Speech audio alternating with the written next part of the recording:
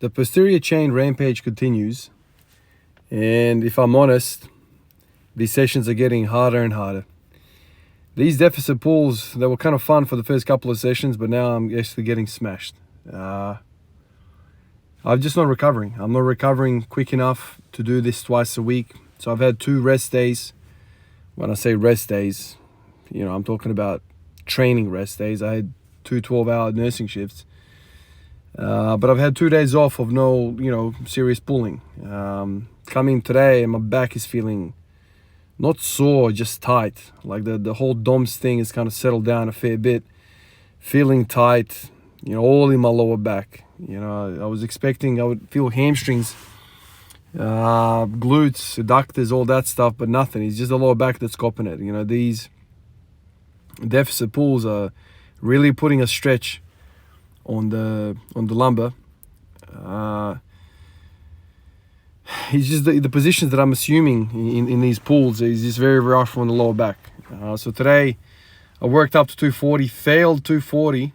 It's the first time now in 3 sessions that I failed 240. Just lost my positioning. You guys will see the rep coming up now. So last few days I've been doing pull-ups, as you guys know. Yesterday I upped the volume on the pull-ups. And today I felt like, the lower back tightness, soreness, mixed in with lat fatigue. I just couldn't keep the bar close to me. And as I started pulling the 240, the bar just drifted away from me and multiplied the freaking force on my lower back by 100, it seems. I just decided to let it go. I didn't want to fight it. I mean, what's the point of being in such a bad position for the whole length of the freaking range of motion? So I dropped it.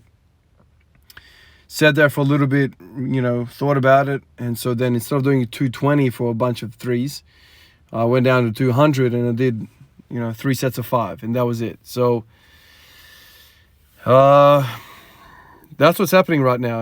Are these deficits going to help me off the floor? I don't know. I mean, I'm going to give it a good go, which I am. And I'll see what the effects are once all this fatigue kind of wears off, what the effects are for the floor pull. Hopefully it kind of...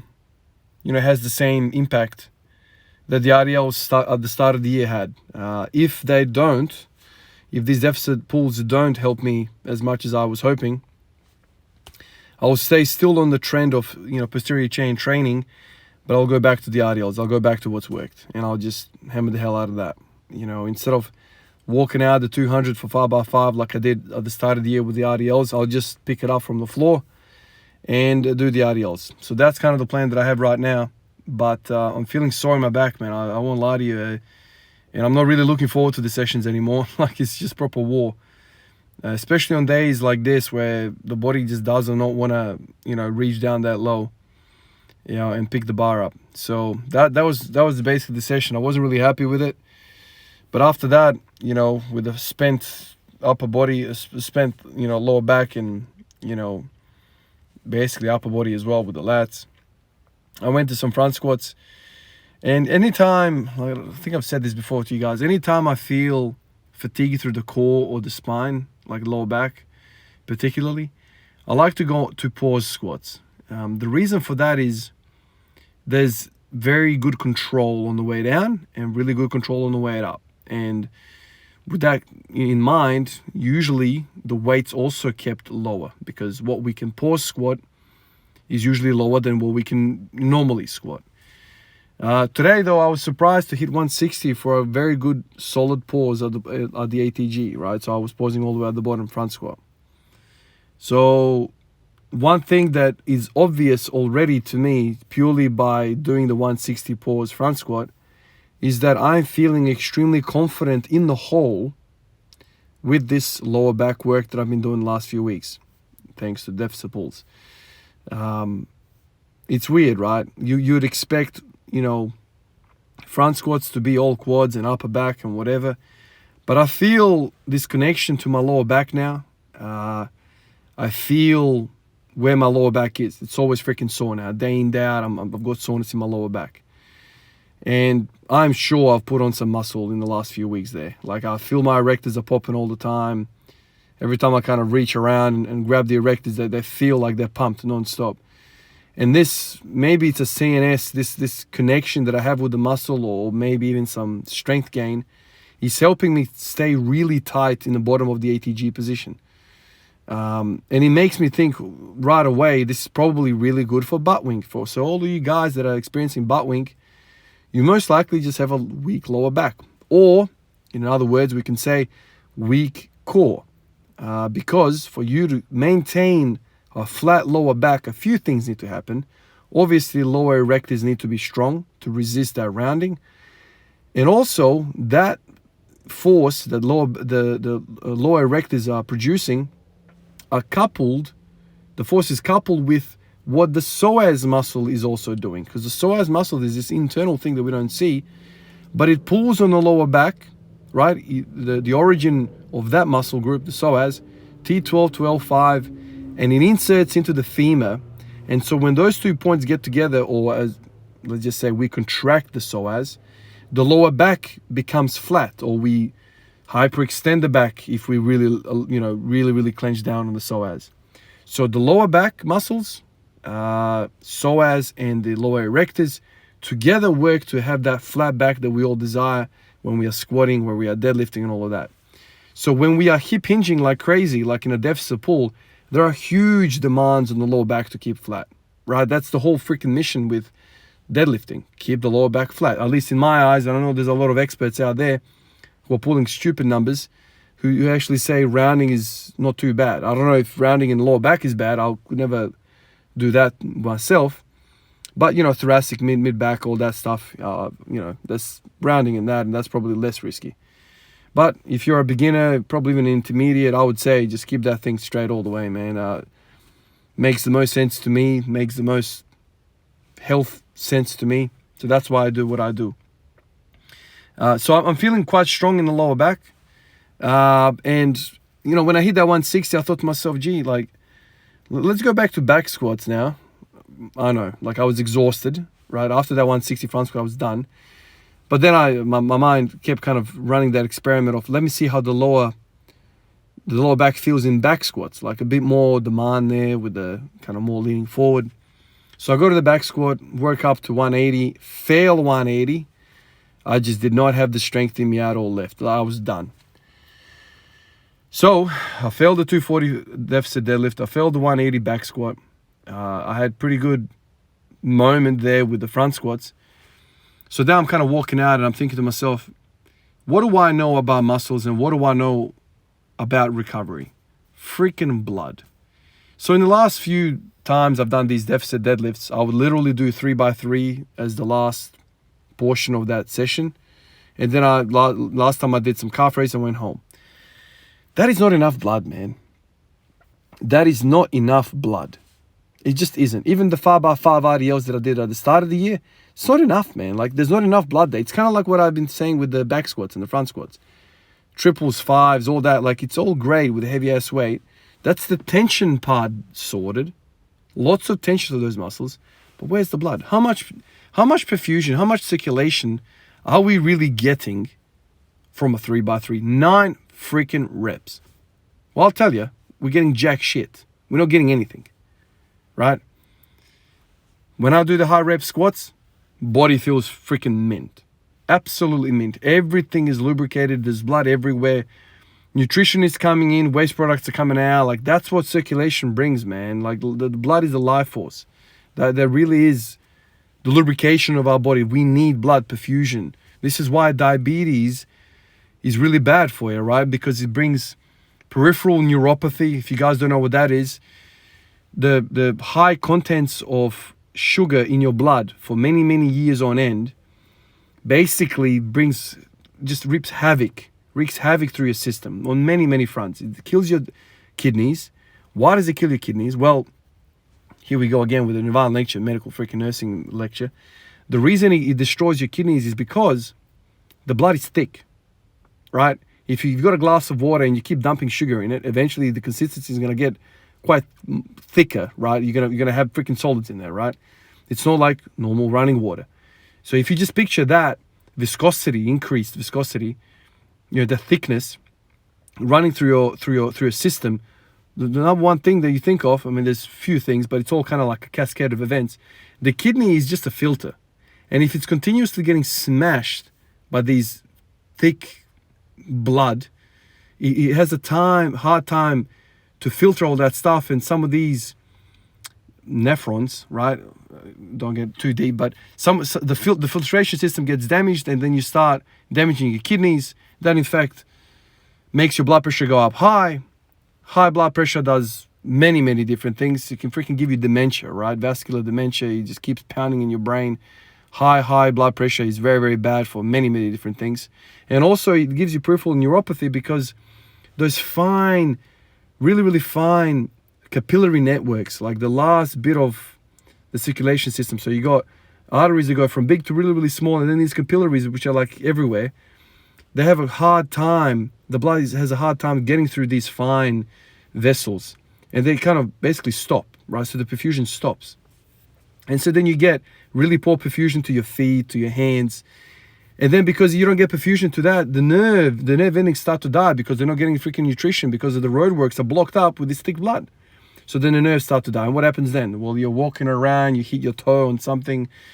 Now you got a wound because you hit yourself, but you don't really feel it, right? So people go around not feeling anything. Wounds are created. Okay, let's heal that wound. Well, how are we going to get the blood into the area? Well, we can't because the capillary networks, the hands, the feet, so far away from the heart, sending thick blood so far away to such small vessels is very hard. So you can't heal. You can't heal because you can't get blood in there. The nerve dies because you can't get blood in there. You can't service these tissues anymore because the blood is too thick.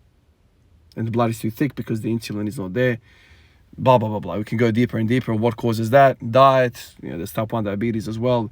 There's type 2 diabetes, which is kind of lifestyle related. Essentially, what I'm saying in a freaking roundabout way is that you can't heal tissue without blood getting there. Remove the diabetes picture out of the way. I just told you that medical scenario, how lack of blood perfusion basically leads to really poor healing peripheral tissues. Eventually, people lose toes, legs. People have below knee amputations because the leg is starting to die because it's not getting any blood because the vessels are dead, right? Vascular paths, bad vessels destroyed through diabetes. Same thing with this weightlifting that we're concerned with. We need blood. We need circulation to repair this stuff. So my thought today was, man, I gotta get some blood in there. What am I doing, man? Like 3x3, 9 reps, and you reckon that's enough perfusion? No. So then after all of this, man, I went upstairs. I got on the glute ham developer, and I did 10 sets of 20. Now, how many reps is that? Well, that's 200 freaking reps. Is that enough? Well, that's a hell of a lot more circulation to the tissue than 9 damn reps. Right? Nobody can argue that. Yeah, it's a lot of freaking reps. You might be sore. I don't really care. I just want perfusion. Because when I do high rep squats, I feel better than when I do 5x5 at a freaking 180 kilo back squat. I feel better. And the only thing that I can think of is perfusion. It's not enough reps. A whole lot of tension, a whole lot of damage. We're smashing tissue fibers everywhere. We're not repairing because we're not getting enough blood. So there is a happy medium somewhere there where you have enough tension and enough perfusion and this harmony. And this harmony might be, a journey for you to kind of discover. I don't know. For me, like I've worked with freaking 60 kilos for a set of 50. Feel brilliant. I end up hitting 212.5 kilos. It's not by accident, man. It's not by accident. My body feels amazing. I'm getting strength gains. Whole lot of things happening. So I'm a freaking big believer in high reps. I'm sold on it, man. I literally feel that is where I need to be. Why am I doing that now? Well, as you can hear, I'm swallowing. I'm freaking sinuses are full. I don't know what's going on for like 3 weeks now. I'm not feeling right. I'm just like upper respiratory, maybe like a bronchitis type thing. I don't really know, man. Like I feel great, but I'm coughing up shit in the morning and I'm sometimes snotty. I don't know what's going on, man. I've got young kids. They're always snotty around and blah, blah, blah, blah. I've had COVID. Who knows? The point is I'm okay, but I don't want to breathe hard and I don't want to do a set of 50 just yet. I don't want to get sick. I don't want to get sick again through this winter, right? I just want to get through it. But doing a set of 20 on these GHDs, back raises, that's not getting my heart rate and respiration rate too hard, but it's pumping the hell out of my back. So hopefully the inclusion of these high rep sets of 20, maybe even, I'm not going to add weight. I'm just going to go sets of 20, sets of 30, like stupid amount of volume on these GHD back raises. And I'm thinking about going to another gym tomorrow to hit some hypers, 45 hypers. Now, it all depends how I pull up tomorrow. I might be sore because I haven't done the GHD back raises in a long time. But that's what I'm thinking. You know, hit the tension with the deficits and then get some freaking circulation with these 45 hypers and GHD back raises. That's what I'm thinking right now. Because just doing tension, doing heavy ass weight, 3x3, that's great. That's going to get you strong. But the recovery is going to be prolonged. You need circulation. So that's what I'm thinking. And you know, this machine, man, I was just telling the cameraman, we meet again. This damn machine, man, like it's been in and out of the lineup, but it always finds its way back. You know, when I start thinking about posterior chain, it's not long until I end up on this machine. Now I've got an understanding of what I'm actually doing with this machine. It's not this or that. I'm doing both, right? I'm doing heavy ass weight, 3x3, sets of 1, whatever, all that on the deficit. And then I come here and I polish things off, man. Cherry on the cake, get the blood in there. And how do I feel? I felt great. Right now I feel great. Already feel great. But usually after the 3x3, like the other day, man, I come home, I'm there like freaking sore as hell walking around. Damn, man, like I just feel tight. So hopefully this is going to solve the tightness issue, right? So hopefully who knows, man, maybe I can increase the frequency of these deadlift sessions. I'm hoping. Now, guys, I have been doing a lot of work in the background. As you guys know, I've been doing a few community posts on YouTube, and I've been trying to tell you guys what my plans are. Basically, my concern is the Patreons. My Patreon guys are awesome. The list is continuously growing. And as the list has been growing for now months on end, I feel more and more need to give back. And so I have done something. I tried to do the Facebook group, and it was way too freaking manual, man. Like literally everyone, I put the link up there for the Facebook group. People were coming across, and I had to approve and then see if they're on the list, back and forth. It's a full-time job. I basically need to employ somebody to do that. A lot of you guys were saying, do Discord. I've finally done Discord, and Discord is fully integrated to Patreon, and so it's automatic. As you guys subscribe and come off, it's automatic. They talk to each other, so it's automated. It's great. So I've done that, and my plan for Discord is, number one, to learn the damn thing, but I really want to give you guys Q&A videos. I'm hoping once a week. I'm hoping that I can, you guys ask me questions. I'll be in there chatting away with you guys when I can, and then upload these videos and then give you guys links so you have access to them. That's my plan. Now, in order for me to do all of that, Patreon had me make these tiers, which I never had, right? Before I would just open up the Patreon and you guys subscribe to whatever you want to give me, and that's it. But now for this thing to work, I needed to assign all these tiers and assign roles on Discord, all this stuff that I've never had to deal with. So I've done 3 different tiers. Tier 1, Tier 2, Tier 3. Tier 1 is basically $1, right? It's the cheapest thing ever. And you get in there and you get your code and you end up on Discord. Done. I've also said, I've changed a couple of things. So you know how you guys always see your names in the videos? Well, a lot of you guys have said, dude, I don't really want to have my name on the video. Like that's some of the feedback that I've been getting in recent times. And so the Tier 1 is going to be no mention of your name. So you can be a subscriber, you can be part of Discord, and you can be anonymous, and that's it. That's the end of that. Tier 2 and Tier 3 are going to have your names. Tier 2 is going to be the name in the description box of each video, right? And then Tier 3, the top guys are going to be listed on the video from now on. So the big list that you guys see on the black screen is going to shift into the description box. And there's going to be a much smaller, basically 2 people at the moment, who are going to be part of the Tier 3, who are going to be listed on at the end of each video, like visually at the end of the video. That's how I've structured it. I'm open to you guys, giving me advice and recommendations how to actually do this. But the moment Discord and all that stuff happened and that got me to do tiers, I was like, okay, let's make these tiers and give people an option whether they want to stay anonymous or not, and then whether they want to be visible on the screen or not, because everyone's got different needs and different ideas. And so I'll give you guys an option. You guys do whatever you like. My biggest concern is to offer you guys something that's more than the average viewer, because you guys have gone an extra step to support me, support the channel, so I can do this.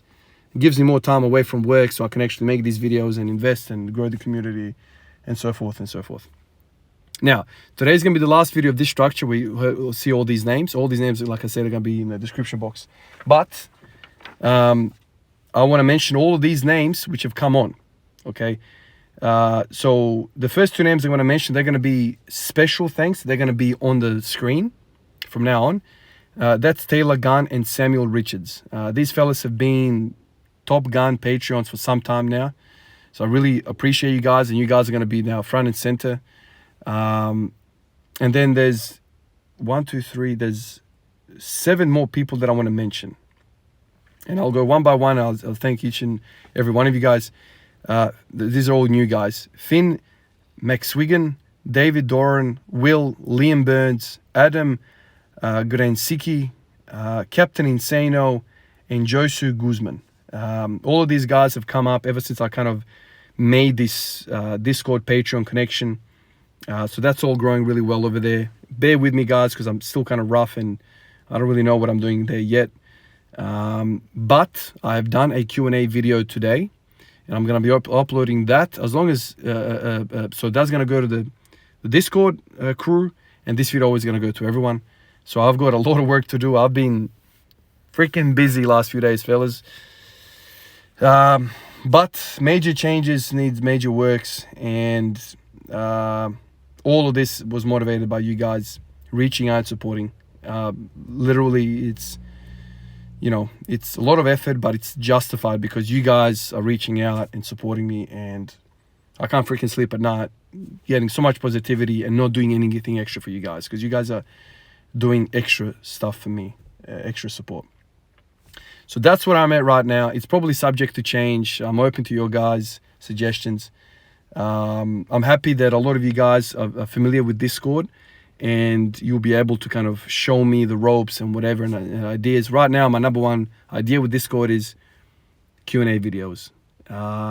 Eventually, my idea is, I don't know how that's going to work on Discord, is to have you guys post videos and for me to review and everyone to review. And that's the vision I have, but I don't know if it's possible on Discord or not.